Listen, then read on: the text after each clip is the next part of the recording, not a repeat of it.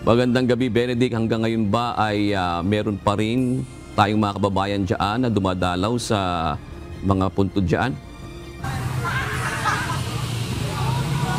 Magandang gabi Jun, kahit nga madilim na ay may mga kababayan pa tayo na papasok dito sa loob ng Talisay Public Cemetery. Pero ayon sa Talisay Municipal Police Station ay mas kakaunti na ito kumpara sa naranasan nila kanina.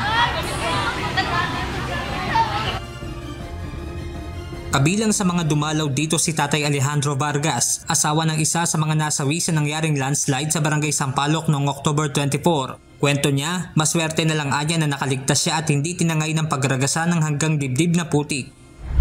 Pagsunod ng putik, ako po ang natabaw na hanggang dito na sa lugar na to.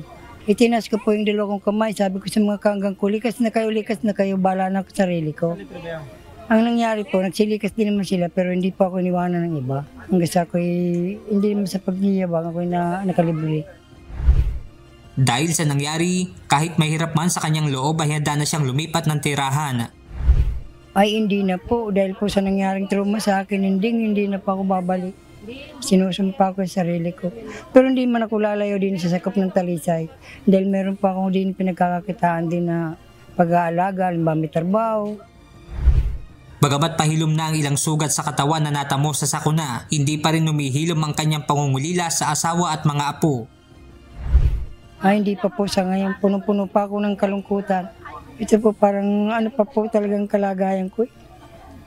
Alas pagtutulog kami, pag nakapikit ako, kita ko pa rin ang nangyari sa amin.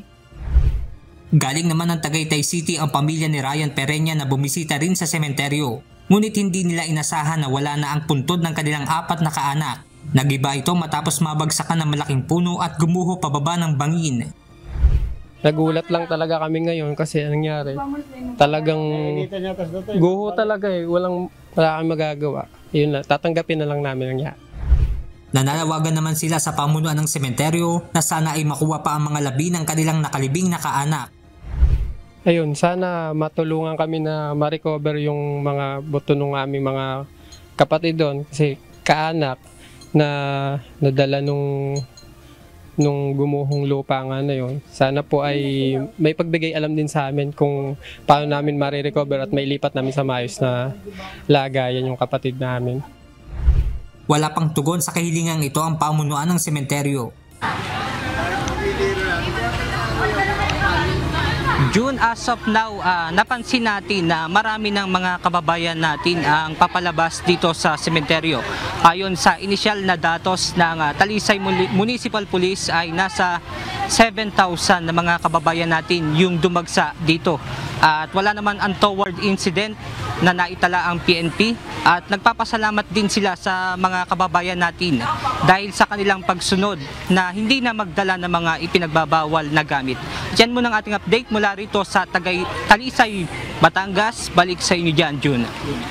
Oo, Benedict, kumustahin din natin ngayon yung lagay mismo ng buong bayan ng Talisay.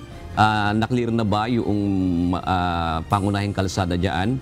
At kumusta naman yung peace and order dyan? Wala ba namang nananamantala sa sitwasyon ngayon, Benedict?